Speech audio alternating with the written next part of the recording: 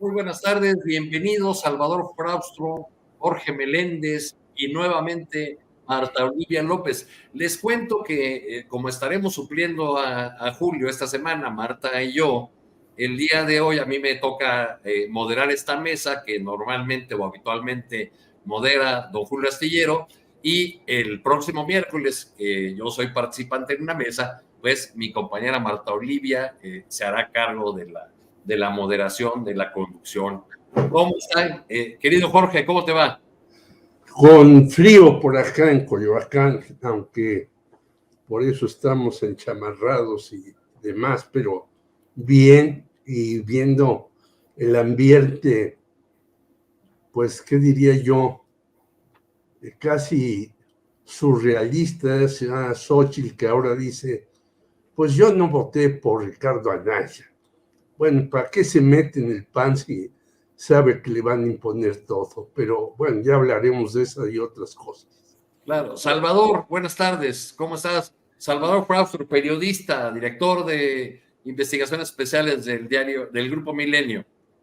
¿Qué tal, Arturo? Un gran gusto saludarte, igual a mis habituales compañeros, a Marta y a Jorge, y es un gustazo arrancar la semana con ustedes. Bueno, pues nos vamos arrancando. Marta Olivia, acabo de leer por ahí y nos compartió también la producción un tema interesante que quizá no habíamos considerado, pero que creo que vale la pena comentar. La Congregación de la Doctrina de la Fe, es decir, el Vaticano, anuncia que según decisión papal podrán darse bendiciones a las parejas del mismo sexo o bien que vivan en una situación irregular. ¿Qué quiere decir esto? Divorciados vueltos a casar o personas que vivan en unión libre. Una de las lecturas posibles de este tema es pues que apretará la presión de los sectores conservadores de la jerarquía católica, de la Iglesia católica en general, en contra del papado de Francisco. ¿Qué te parece esta decisión anunciada por el Vaticano? Me parece que es buenas tardes, compañeros. Jorge, Salvador, un gusto coincidir nuevamente con ustedes. Me parece que es una decisión muy polémica y que da nota en estos días de paz y tranquilidad en diciembre, aunque ojo, o sea, me parece que es un primer tema como para cabildeo, porque la nota de F nos habla de la posibilidad de bendecir. Entonces, también habla y dice que a las personas del mismo sexo, sin equipararlas al matrimonio. Así que ahí está como, me da la impresión como que avientan el tema para ver qué tanto se estira y qué tanto se puede llegar a algún acuerdo. Lo que sí están hablando es de la posibilidad de entender, de bendecir situaciones irregulares. A mí me hace ruido simplemente ese detallito, esa palabrita, Arturo. Sí.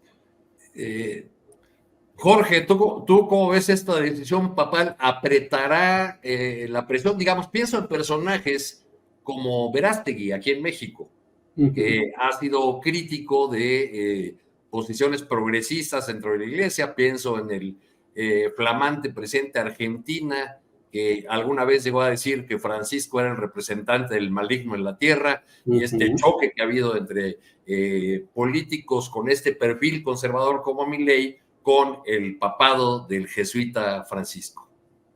Bueno, yo vengo de una familia católica y antes esas cosas eran irregulares, como tú dices, Arturo, pero ahora son más regulares que nada. Es decir, yo en los jóvenes que daba clase en la universidad, muchos de ellos no estaban casados, vivían un tiempo con su pareja, andaban de frizz, etcétera, etcétera, etcétera. O sea, yo creo que es un anzuelo para los jóvenes quienes han perdido la vocación católica, aunque muchos de ellos se dicen católicos. Pero si tú les preguntas, ¿van a misa cada 8 días? Te dicen no. ¿Se saben los 10 mandamientos? Te dicen no, etcétera, etcétera. Entonces yo creo que, como dijo hace tiempo Francisco, y yo quién soy para perdonar o no perdonar. Yo creo que es otra apertura de la iglesia, porque en efecto está perdiendo a pasos agigantados a muchas personas, y creo que es un buen guiño. Y por eso decía yo lo de irregularidad, pues después se vuelve regularidad. Más bien los irregulares son los que estamos casados. Lo regular, además, viene a ser que la iglesia o la jerarquía, para ser más precisos, pues llega tarde siempre a estos cambios que la sociedad Siempre, como va todas las teniendo. instituciones, como todas las instituciones. No hay institución, que esté a tiempo. Siempre vienen retrasadas, perdón. Sí. Salvador, ya Jorge se refería al tema de la inteligencia artificial y su uso en la campaña de Xóchitl Gálvez, y en este fin de año, pues tenemos todo un cóctel de asuntos que tienen que ver con los comicios del año que entra, en lo que podemos mencionar, pues la definición de nuevas candidaturas, como esta de la alcaldía Álvaro Obregón, de Javier López Casarín, muy cercano a Marcelo Ebrard, la conformación de equipos de campaña, Claudia Sheinbaum, de Clara Brugada, el anuncio de las listas de candidatos plurinominales al Senado por el Partido Acción Nacional. En fin, pues todo un cierre de año que hace honor al resto de los meses de 2023, pues muy movidito. ¿Cómo vas viendo esta configuración de equipos, la crisis de los órganos electorales y la definición de candidaturas, el panorama electoral con que despedimos 2023, Salvador? Claro, Arturo, nada más para aprovechar que... Claro, si te quieres referir a lo de la iglesia, por supuesto, ahí sobre la mesa, lo de la iglesia, me picaste los recuerdos, porque hice un libro con Temoris Greco hace algunos años sobre el vocero de Dios, ¿se acuerdan de Serrano Limón? Y que compraba tangas con recursos públicos. Exactamente, y su activismo político fuertísimo. Después de aquel libro desapareció de la escena pública este personaje. Nos contaron que los cardenales le llamaron la atención y le dijeron, ya no eres bien visto, si es que alguna vez fue bien visto en algunos círculos, y bueno, lo guardaron, lo escondieron. A mí me parece que las reformas que hace la iglesia siempre son muy lentas, siempre van muchos años atrás de los cambios que tiene la sociedad. Sin embargo, la crisis que está viviendo la Iglesia Católica es ya fuertísima. Se publicó hace unos meses los resultados del anuario pontificio, que da cuenta de cómo ha caído el catolicismo en el mundo, y aunque en América Latina es de los refugios para el catolicismo donde, digamos, menos ha caído, pero aún así, pues ya la cantidad de católicos en México ya ronda los 80%, cuando hasta hace 10 años, 20 años, pues era prácticamente la totalidad. Pero es muy interesante lo que ha pasado en México concretamente. En los últimos 10 años, publicamos en Milenio la semana pasada, los ateos crecieron 100%. Los no católicos crecieron 60%, pero aún así los datos más interesantes es que solo en lo que abarca la arquidiócesis de México, que es decir, en el centro del país, cerraron el 38% de las capillas, disminuyeron casi el 40% de los bautizos, igual en el mismo periodo, en los últimos 10 años, y los sacerdotes están 20% a la baja, de acuerdo a los últimos 10 años. Entonces, es una crisis tremenda que la iglesia tiene que abrirse, tiene que buscar encontrar a estas personas que se consideran católicos o que simpatizan con algún tipo de religión, y la comunidad gay es una de las más importantes, porque se han abierto muchas religiones, muchos cultos que aceptan a los gays, como ya ocurre en la mayoría de los espacios de la sociedad. Entonces, pero sí tendrá, me parece, una reacción fuerte de los círculos más conservadores del catolicismo, en el que están los empresarios que patrocinan estos movimientos relacionados con el yunque, relacionados con oponerse al aborto, a las uniones gays, a este tipo de transformaciones, y que están pues detrás de Verástegui, que están detrás de personajes como Lili Téllez y de un sector todavía muy importante del PAN. Entonces, me parece que ese tema sí va a calar muy fuerte en los sectores conservadores, pero también es una necesidad imperiosa de la Iglesia Católica adaptarse a las exigencias de la sociedad. Y para ligarlo con el tema de las elecciones, Lili Téllez, según leo, repite como candidata, ya está en la lista de aspirantes del PAN al Senado.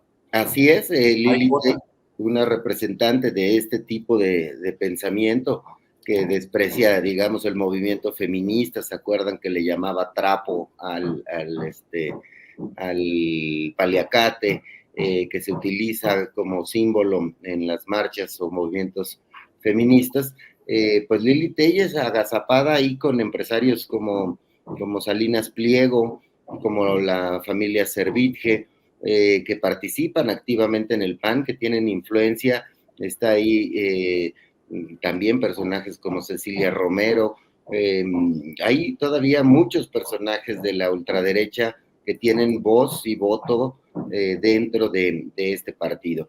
Sí veo que es más diverso, digamos. Ricardo Anaya, por ejemplo, es, digamos, un católico estándar. Él viene de otras circunstancias, según él mismo lo ha dicho, y ha hecho guiños, digamos, hacia la comunidad gay en sus pronunciamientos cuando fue candidato presidencial. Él tiene otros problemas que tienen que ver con la corrupción. Igual hay una serie de fichitas ahí en el PAN que no terminan de salir, y que más bien pues hacen que Xochitl no se enorgullezca de los aspirantes al Congreso que le ponen, ¿no? Es claramente una comandante. Para tomar esas posturas, ¿le funcionará o no le funcionará a Xochitl Gálvez la inteligencia artificial, Marta Olivia? No, me parece que es lo menos inteligente que pudo hacer Xochitl Gálvez en este sentido. Esto de la vocería, de la inteligencia artificial, yo creo que es otro error más del equipo de comunicación de la oposición. ¿Por qué lo comentamos? Porque que alguien les diga que este tipo de mensajes son castigados por el algoritmo de las redes sociales, al considerar que son productos, que no son productos 100% originales, por lo que su alcance pues, va a estar bastante limitado. Y segundo, si algo nos enseñó Andrés Manuel López Obrador es a saber conquistar el electorado a través de la comunicación directa y genuina de un aspirante y de un gobernante para comunicarse con la población. Gálvez parece alejarse del electorado al pretender sustituir sus mensajes por inteligencia artificial, que siguiendo esta estrategia, reitero, parece todo menos inteligente de parte de Xochitl. Y si me permites, ya que estamos hablando de las tres listas, de las listas de los del PAN, Arturo, pues yo no sé dónde va a hacer campaña Ricardo Anaya, si es prófugo de la justicia. Marco Cortés, obviamente me decían, no lo estoy, que solamente en esta lista de plurinominales al Senado, pues entran 6, así que ahí están en la primera lista Marco Cortés, luego Karen Michelle González Márquez, Ricardo Anaya, Lili Téllez, Enrique Vargas del Villar y Laura Esquivel Torres. Así que en estos primeros nombres me parece que yo sí coincido con una publicación en redes sociales y sobre todo en X que no parece lista de plurinominales, me parece que parece la lista de los más buscados. Y en Tamaulipas estamos contentos porque no aparece Francisco García Cabeza de Vaca, que había presumido que lo iban a incluir. No está, sin embargo, pues seguimos pensando que puede salir en las diputaciones federales plurinominales, Arturo. Así es. Jorge, ¿qué nos dice de un dirigente político, en este caso de Marco Cortés, de su confianza en su candidatura presidencial, de su confianza en su fuerza electoral, que el propio dirigente se incluye en la lista de candidatos plurinominales? Y ya que hablamos de ultraderecha, para introducir otro asunto, hablamos de Lili Téllez como representante de la ultraderecha, pero quien ha hecho grandes esfuerzos por sumarse a ese flanco, a ese punto de la radiografía electoral, es la señora Beatriz Pajés, que hizo esta vergonzosa portada con simbología nazi y la figura de Claudia Sheinbaum, que ha sido sancionada por el INE y que ahora, alcancé a ver en algunas declaraciones, habla o se queja de persecución o de ataques desde el flanco de la 4T. ¿Qué opinas de estos dos asuntos? Y ahí le vamos dando... Bueno, muy rápido, el último, porque ya escribí sobre él. Bueno, lo hace y luego cambia la portada. No nos olvidemos de eso. ¿Qué quiere decir? Que ella misma se dio cuenta de sus barrabasadas y entonces trató de poner una flor para sentirse muy alegre, etcétera. Entonces ella misma se dio cuenta de sus barrabasadas y ahora sí dice que la están censurando, pues la que se autocensuró fue ella. Si ella estuviera tan clara de lo que hizo, pues hubiera mantenido la portada. Y no nos olvidemos que borra casi el nombre de siempre. Nada más pone la S y una media I y una E. O sea, para borrar la que siempre hizo esa portada con la cara de Claudia Sheinbaum y los 5 símbolos nazis, la borra, luego la cambia y ahora se queja de eso. Bueno, en segundo lugar, creo que es muy claro lo que hizo el señor Marco Cortés. Salvarse él y salvar a quienes lo han apoyado durante algún tiempo. Y no hay que ver más que una parte, porque no es ni el artículo del señor Mario Maldonado en el Universal, que se dedica a negocios, donde dice, qué bárbaro, qué lista de Marco Cortés para el Senado. Esta es una lista que va a impulsar mucho. Bueno, sí, a lo mejor están felices los representantes de las empresas por meter a todas esas personas o personajes. Entre ellos debe estar feliz también un señor de TV Azteca, en donde estaba Lili Téllez antes trabajando. Entonces yo creo que es una lista pésima. Bueno, mandan a un señor que decían que iban a integrar al proyecto de Xóchitl Gálvez, Juan Carlos Romero Hicks, que estuvo en CONACYT, como diputado local. Imagínate tú qué están haciendo estos señores. Tiene razón Marta Olivia, a lo mejor encontramos como diputado federal a Cabeza de Vaca, pero yo creo que lo que hace Marco Cortés es acuerparse totalmente y decir, pues como no vamos a tener mucha votación, pues los primeros 6 lugares yo meto hasta mi secretaria. Y finalmente lo de la inteligencia artificial, pues es lo menos inteligente que hay en el mundo. Eso es bueno si tú quieres hacer un video tramposísimo de algo. La inteligencia artificial te sirve para eso y para más. Pero si tú quieres responder rápidamente a alguna cuestión, pues la inteligencia artificial va a fallar. No lo digo yo, lo dice Octavio Islas, que es uno de los conocedores mexicanos en el asunto. Esa tiene sus virtudes, pero también tiene sus defectos. Y por lo tanto, si tú, además, hasta hoy escribe un acérrimo crítico de López Obrador, que el vocero o el que lleva la comunicación de Xóchitl Gálvez es un perdedor auténtico, porque ya perdió con Ricardo Anaya, con Vázquez Mota y con muchos más. O sea, si el vocero de Xóchitl Gálvez no sirve, pues la inteligencia artificial menos. Salvador, equipos van, equipos vienen. Si una característica está teniendo este proceso electoral es que las distintas candidaturas están anunciando equipos para todo, o equipos muy, muy amplios para dar muestras de pluralidad, de inclusión. Ha anunciado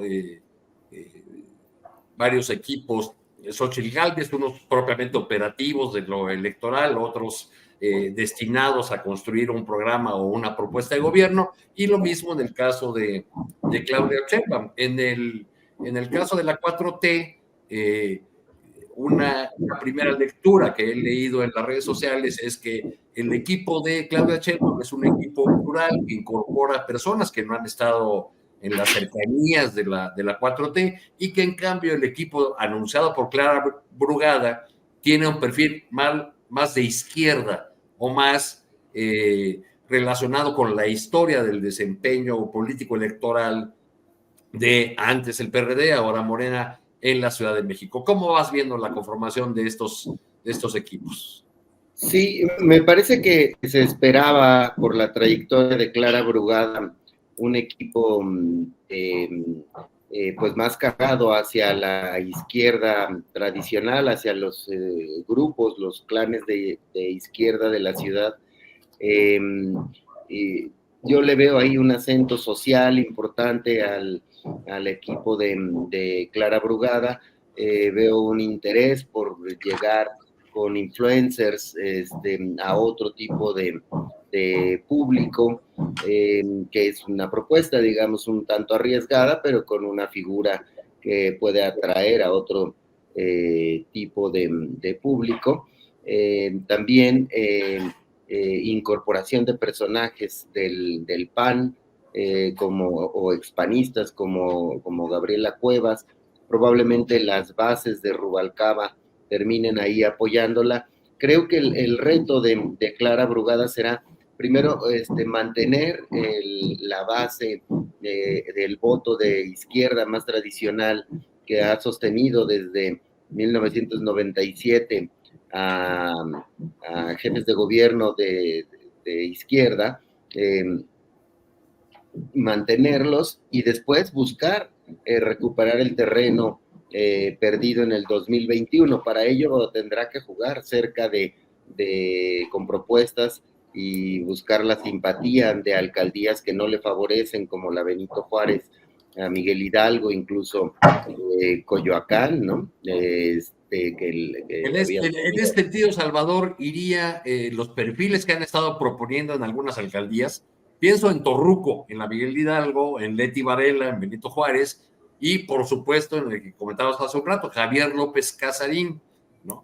Muy cercano a Marcelo Ebrard, que por un lado sería una cuota del ex canciller, y por otro lado, un perfil que, en una idea que yo no comparto del todo, pero que para algunos es perfiles que pueden ser atractivos a las clases medias. Sí, hacia allá justamente iba Arturo. Me parece que esos perfiles en esas alcaldías, incluido López-Gatell, probablemente hacia Coyoacán, ahí Jorge lo sufrirá o lo gozará. Me parece que sí, que su popularidad puede ser importante para el área de Coyoacán, y estos personajes como Torruco o Leti Varela también pueden aportar. Casarín, por ser cercano, aunque no sea él propiamente muy conocido, es un personaje, digamos, de los círculos rojos, de los círculos políticos, pero parece que el entendimiento con Marcelo Ebrard de una callada manera va avanzando, porque se habla de ya varias posiciones para el Congreso, para alcaldías probablemente. Entonces, sí me parece que sería importante la participación de Marcelo, sobre todo en la ciudad, y tenemos de referente pues la foto que ya se tomó Clara Brugada. De cualquier manera, me parece que la campaña, la precampaña de Clara está tardando en arrancar.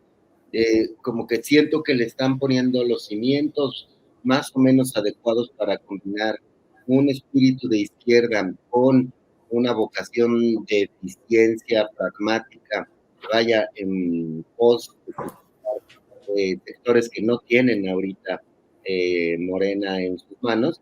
Me parece que va bien, pero no termina de arrancar. Siento a Clara todavía en una primera etapa. Marta Olivia, ¿cómo vas viendo tú esta conformación de los equipos nacionales? A lo mejor desde acá luego vemos con una óptica demasiado centralista, demasiado chilanga estos equipos, porque muchos de estos personajes son personajes que básicamente han hecho carrera política en la Ciudad de México, o que tienen una mayor presencia en la Ciudad de México, y no vemos el bosque, digamos, de lo nacional. ¿Cómo vas viendo tú estos equipos y su conformación? Sí. De todos los bandos, ¿eh? De todos los bandos. En el caso estoy hablando de, en este caso, Claudia, y en el caso de Clara Brugada. Me parece que hay una característica en todos, son mujeres y hombres de la total confianza del proyecto de Andrés Manuel López Obrador. Y habíamos referido ya en el caso de Encinas, que es, a mí me parece que el caso de Encinas es la cara visible de los derechos humanos por su paso en la subsecretaría de Gobernación, que es uno de los políticos, creo yo, más leales y comprometidos con la causa de AMLO. Me parece interesante Clara Brugada cómo incluyó a Hugo López-Gatell, ex subsecretario de Prevención y Promoción de la Salud Federal, y bueno, también aspirante a la capital mexicana. Me parece que su inclusión es bastante importante, que siga estando ahí. Me tocó verlo en alguna mesa con los compañeros de Rompeviento TV, y es un personaje inteligente, muy estructurado, y sobre todo que no, con un discurso muy de la izquierda, y a mí me parece que también tiene que ser reivindicado en algún lugar Hugo López-Gatell. Veo los nombres de Armando Bartra, de Elena Poniatowska, que acompañó, recordemos también, a Andrés Manuel López Obrador desde la elección presidencial del 2006, al politólogo Lorenzo Meyer. Y bueno, los puntitos ahí como que medio extraños, me parece que de repente el dobleteo en los dos equipos como que quedan, no sé, me da la impresión de que no se ve tan bien. Y bueno, no veo tan bien que esté Omar García Harfuch ahí en el equipo de Clara Brugada. Mariana Boy, me imagino que es por el hecho de la inclusión del Partido Verde. Sin embargo, esos son los que yo veo ahí como que no acaban de, que son cuotas totalmente, cuotas. Y yo quiero, si me permites, Arturo, bajar con el tema de este señor, de esta carta que ya es oficial de Morena con Javier López Casarín, el diputado del Partido Verde, quien es el precandidato único para la alcaldía Álvaro Obregón. Él tiene una relación muy cercana con Tamaulipas, y me parece que es importante subrayar, hoy lo recuerdan nuestros compañeros de Elefante Blanco. Una relación de negocio, supongo, porque López Casarín ha tenido un perfil, un perfil cercano a la política, pero también muy ligado a los negocios, ¿no? Sí, totalmente. O sea, recordemos el departamento, siendo candidato Francisco García Cabeza de Vaca en el 2016, yo recuerdo esa portada de Reforma donde habla de un departamento lujosísimo de 14 millones de pesos en Coajimalpa. y en ese momento hicieron un recuento de sus bienes y no le alcanzaba, con toda su vida pública no le alcanzaba para tener un departamento así. Y es como, lo que sí es que Javier López Casarín fueron proveedores y fueron, aunque es gente cercana a Marcelo Ebrard, él y su padre Javier López Bárcena fueron propietarios de la compañía Impulso y Desarrollos GBO, le depositaron a García Cabeza de Vaca 14,300,000 pesos cuando él era senador, y toda esta información fue revelada de acuerdo también al hilo de Elefante Blanco MX. Esta información financiera fue revelada en la audiencia del caso del desafuero contra García Cabeza de Vaca. Estamos hablando que en el 2021 se dio a conocer en este proceso de desafuero y él ya tenía fuero. Sin embargo, no olvidemos que en el 2014 la Secretaría de Hacienda ya había incluido a López Casarín y a su padre, lo incluyó dentro de la lista de personas morales bloqueadas. Así que toda esta información se dio a conocer durante el proceso de desafuero en 2021. La relación que tiene López Casarín con García Cabeza de Vaca terminó mal.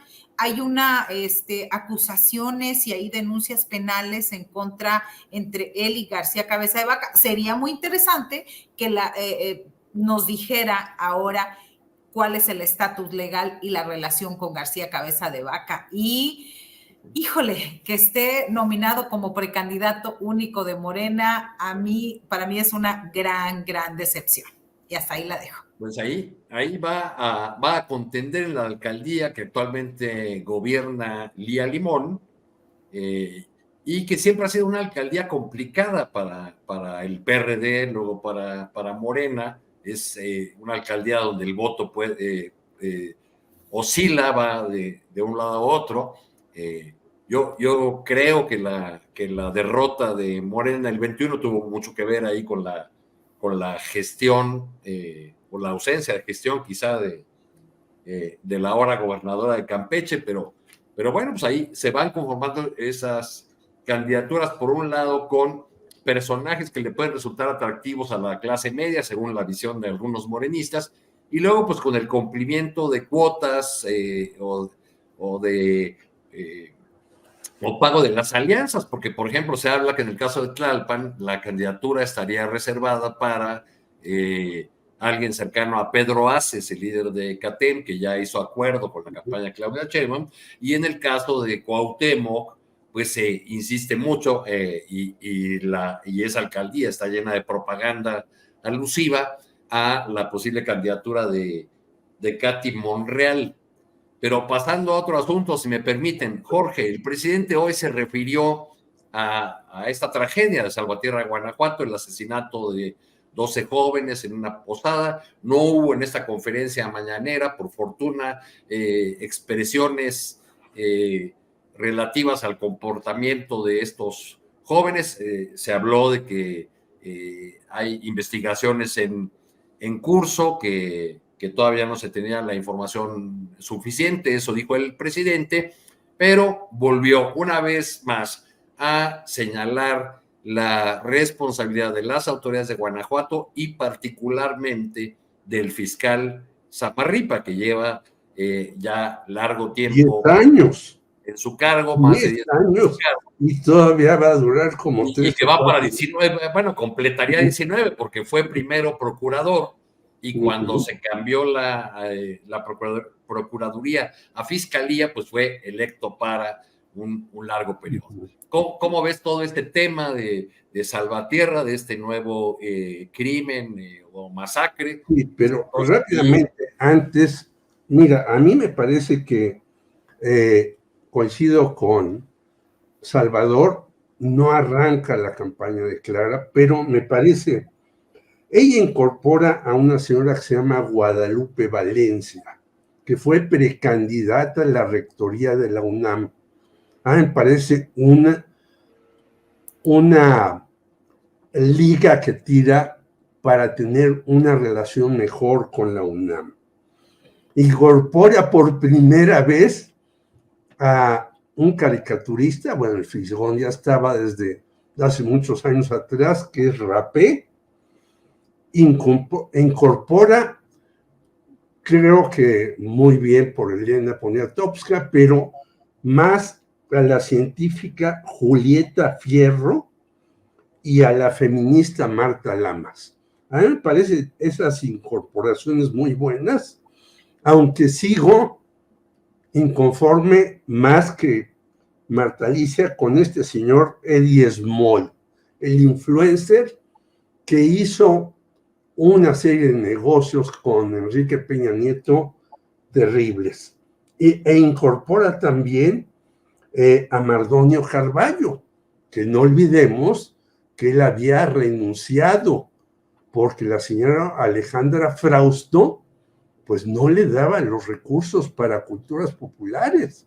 Entonces, yo creo que Clara Brugada trata de incorporar a una serie de personas que están en grupos que en los últimos años el presidente de la República pues ha tenido algunos choques con ellos y bastante fuertes, desde la UNAM hasta científicos, hasta grupos de la cultura.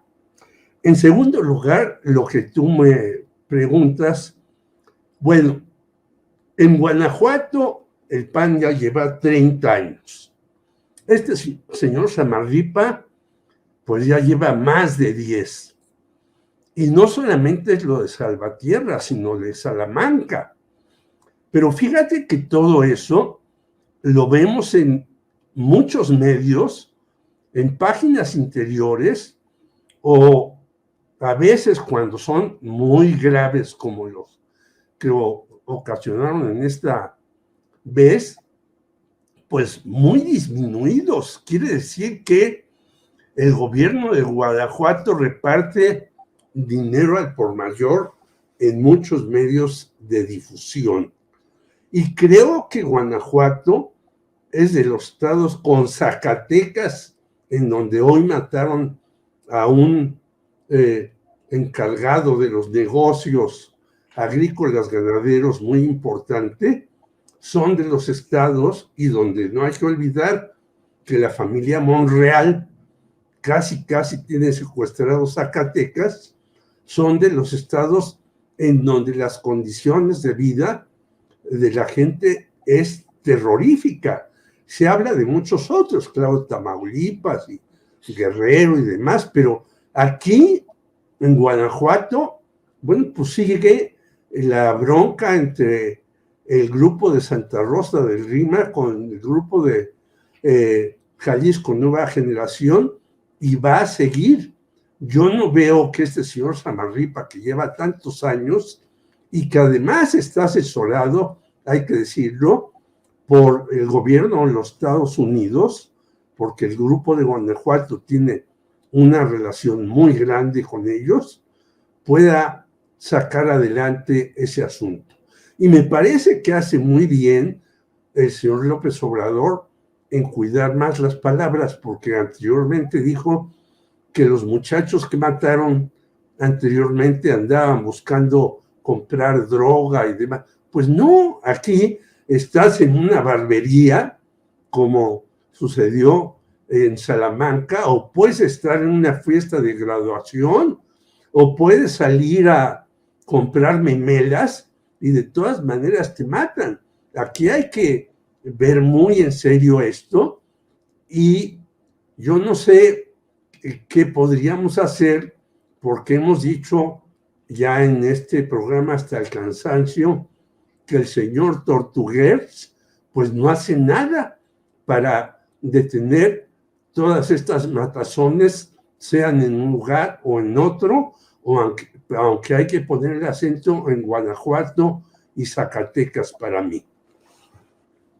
Salvador, dice el presidente que Guanajuato merece un trato especial, pero en materia de seguridad, pero cuando vemos lo que ocurre recientemente, por ejemplo, en el Estado de México, o antier en Chiapas, o hace una semana en Guerrero, pues hay varios lugares que requieren un tratamiento, o que requerirían un tratamiento especial, ¿no te parece?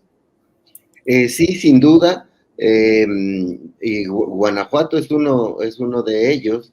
Me parece que lo que está fallando es el trabajo de inteligencia de las autoridades mexicanas para poder prever este tipo de acciones, ¿no? Si se sabe que hay un enfrentamiento en Guanajuato entre el grupo de Santa Rosa de Lima y el grupo de Jalisco, la mafia de Jalisco, y están en una disputa fuerte por el territorio que parece ser el origen, digamos, de la mayoría de los crímenes de esta naturaleza.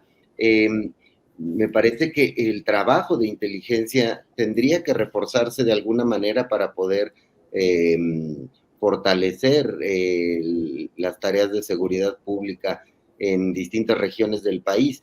Ahora bien, pues se agrava muchísimo en el caso de Guanajuato con un fiscal bajo sospecha de que esté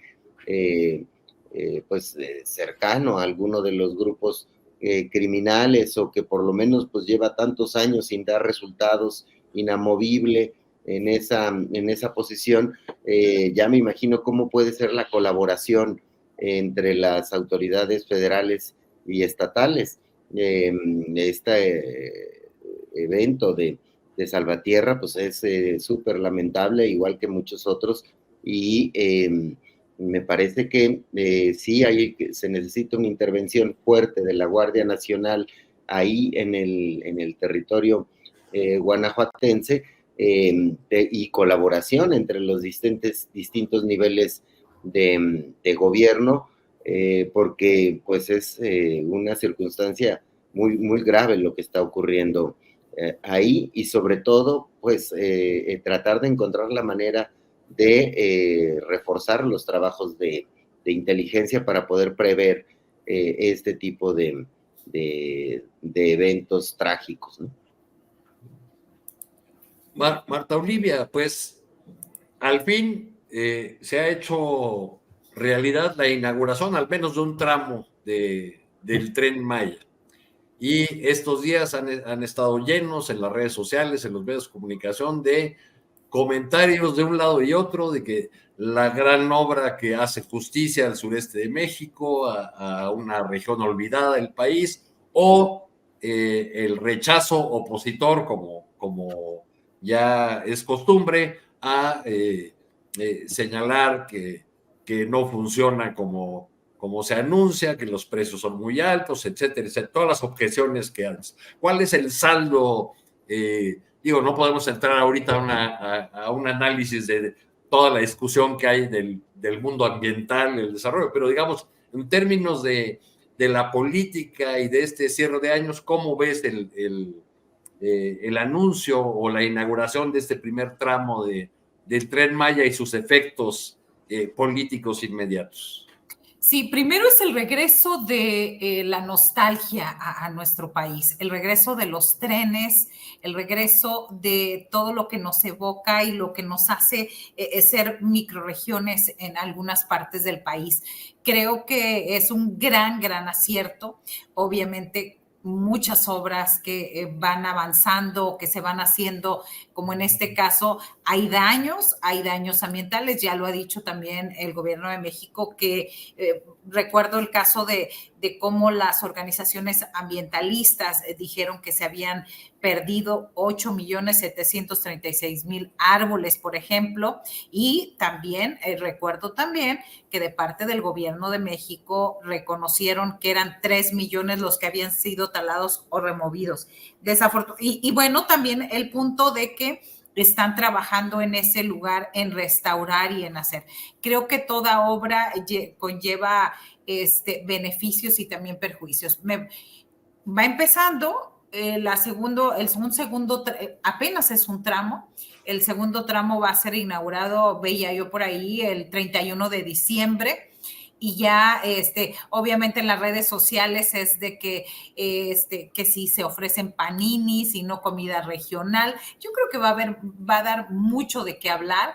Creo que ya urgía al gobierno de México inaugurar cuando todavía no están completamente terminados. Yo veía en unos tramos de que no llegó la gente a subirse al tren ¿Por qué? Pues porque simplemente no hay transporte que llegue ahí, sino que solamente se puede llegar por medio de un taxi. Entonces, me parece que es una gran obra.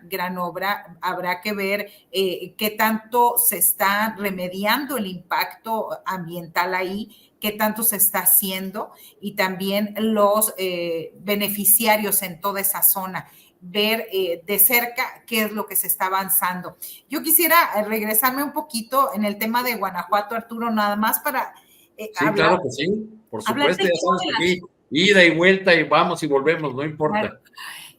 A mí me causa mucha, digamos, un poco preocupación porque estamos hablando de Tamaulipas, donde también el tema de seguridad es muy fuerte, o el tema de la inseguridad, ¿sí?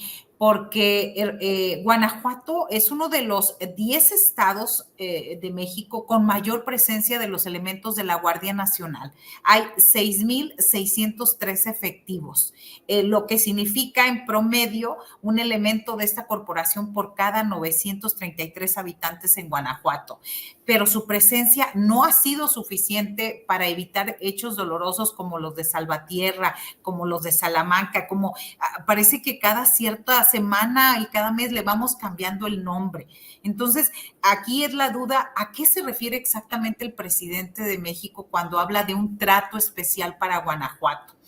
Y desde 2018, Guanajuato ocupa el primer lugar en homicidios intencionales en México con más de 24,000 registros. Es decir, yo agarro cifras así, pero el presidente tiene más cifras y más detalles. Y me preocupa este caso de atención especial, pero no solamente es Guanajuato, es Tamaulipas, es Michoacán, es el Estado de México. Entonces quisiera saber si ese trato especial que pudiera ser ahora sí que para también los demás estados. Ahora mismo nos acaban de reportar ahorita 2 personas que fueron heridos a balazos muy cerca del centro de la ciudad, por ejemplo, aquí en la capital, en Tamaulipas. Y vamos a ver, este tema de la seguridad también atraviesa con las elecciones en Guanajuato. Este estado, algo está fallando ahí. Van 32 años del Partido Acción Nacional con una política también estatal que ha hecho, al parecer con estos resultados, ha promovido, ha apoyado a los grupos de cárteles al grado de que Guanajuato es el estado más inseguro de todo el país. Me parece que también es un momento de hablar y no solamente hablar, sino abordar el tema de seguridad desde otro punto de vista, tanto a nivel federal como a nivel estatal. Así es, gracias Marta Olivia. Jorge, bueno, compañeros, vamos ya acercándonos al final de esta mesa. Como ya es una institución creada por don Julio Astillero, vamos a dar paso a los postrecitos, esta gustada sección en la que pueden referirse, Jorge, a los temas que hemos estado hablando en esta mesa o tocar el asunto que quieran. Jorge, adelante, por favor. Bueno, el Tren Maya yo creo que tiene sus claroscuros, como toda obra magna. Yo creo que tiene razón Jorge Cepeda Patterson en un artículo que hizo hace unos días.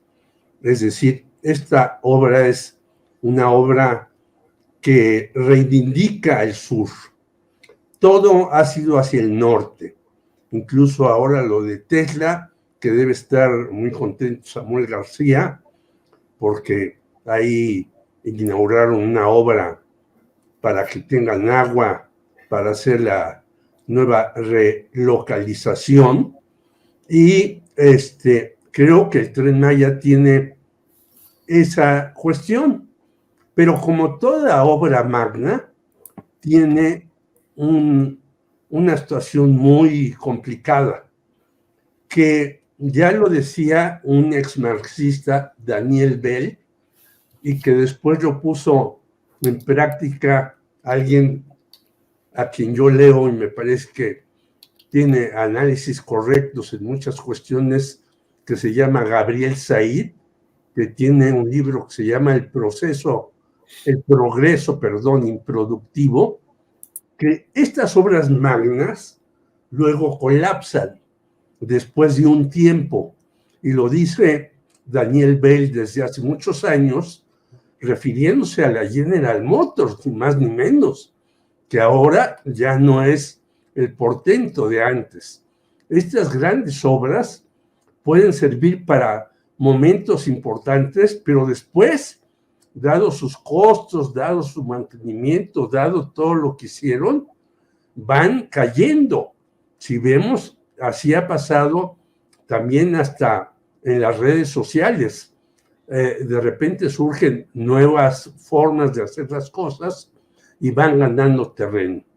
Yo creo que es algo que va a traer un buen desarrollo, una ampliación del turismo, una actividad económica que me parece interesante, pero que fortalece más el bolsillo de los grandes empresarios y utiliza más a los trabajadores como una mano de obra en muchas ocasiones casi desechable.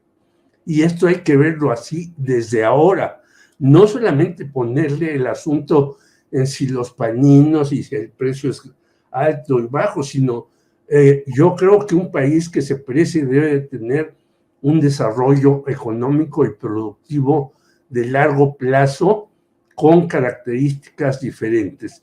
Y si bien estas cosas son necesarias porque estamos metidos en una globalización que arrasa todo, también hay que poner el acento para que puedan sindicalizarse los que están trabajando no solamente en el Tren Maya, sino en las otras funciones y puedan tener salarios decorosos y permanentes.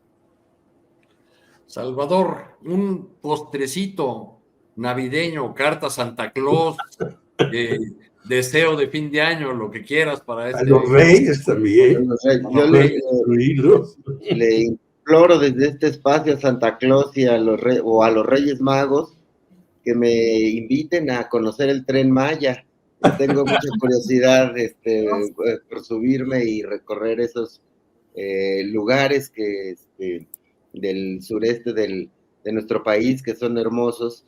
Me parece que el primer síntoma de López Obrador en esto, que me parece que será una de sus obras emblemáticas, está en el crecimiento que tuvo el sur en los últimos años. Es decir, voltear a ver al sur era una deuda histórica importantísima y que subrayó el presidente López Obrador desde el inicio de su sexenio. En alguna conversación que tuve con gobernadores panistas, los mismos gobernadores panistas se expresaban muy bien del Tren Maya por la derrama económica y de turismo que iba a generar en sus regiones y por la inversión extranjera y la inversión nacional que esto iba a traer. Y este primer tramo, pues bueno, es una probada de esta circunstancia en la cual pues la generación de empleos, la generación de inversión, el crecimiento económico, el crecimiento en turismo, son ya un ejemplo interesante. Y como decía Marta Olivia, pues también el tema de la nostalgia del tren de pasajeros y la utilidad que puede tener en la región para los ciudadanos comunes, pues puede ser interesante. Yo creo que no puede fallar en este caso el gobierno federal como una obra en la que debe cuidar también el impacto ambiental y estar cerca de arreglar pues todos los problemas que tiene una obra en un principio, más allá de críticas que salieron por ahí en algún diario, en una crónica que me parece lamentable, en la que se criticaba que solo veía verde y verde y verde, ¿no? Pues qué padre, yo quiero ir a ver ese verde por las ventanas del tren y conocer y bajarme en los lugares y recorrerlos para poder ver la magnitud de la obra, ¿no? Me parece que es una gran responsabilidad para los gobiernos estatales y federal cuidar todo lo que hay alrededor del Tren Maya para que verdaderamente se sostenga ese impacto que ya está teniendo de origen, según el propio artículo que refirió Jorge Meléndez de Jorge Cepeda Patterson. No te escuchas. Yo con el postrecito, Arturo, perdóname. Ya te cortaron. Mi duda es que si cuando uno viaja en camión no verá lo mismo, el mismo verde, ¿no? Marta Olivia, si te parece, vamos a tu postrecito y después despedimos a Salvador y a Jorge para quedarnos unos segundos más tú y yo y poder despedir el programa y que no se nos ponga nervioso el señor Julio Astillero, porque yo estoy seguro que a pesar de que anda ya de vacaciones, va a estar por ahí echándole un ojito al programa. A mí sí me hace que sí. Fíjate que yo venía con la intención del postrecito de hablar de los jóvenes, de lo que representan en la próxima elección del 2024.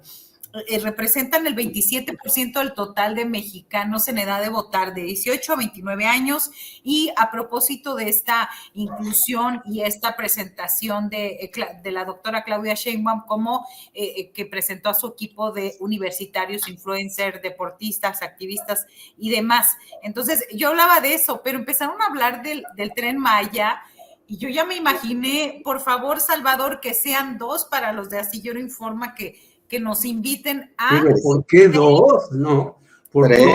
O sea, yo me apunto. Yo también, pues sí, todos. Todos, no nos excluyas, Marta Olivia. Hagamos Astillero Informa desde allá, y hacemos una crónica a ver cómo vimos el verde. Una crónica a varias manos. Los tonos de verde que alcanzamos a ver. Exacto. Bueno, Jorge, Salvador, ha sido un placer, como siempre, verlos por aquí. Y gracias. Son las 3 de la tarde. A Marta Olivia, a Arturo Cano, y me despido de mi pareja, Salvador Frausto, y saludos a la audiencia y a todos los que hacen posible este programa. Abrazos, buena semana. Gracias, abrazos. Buena semana.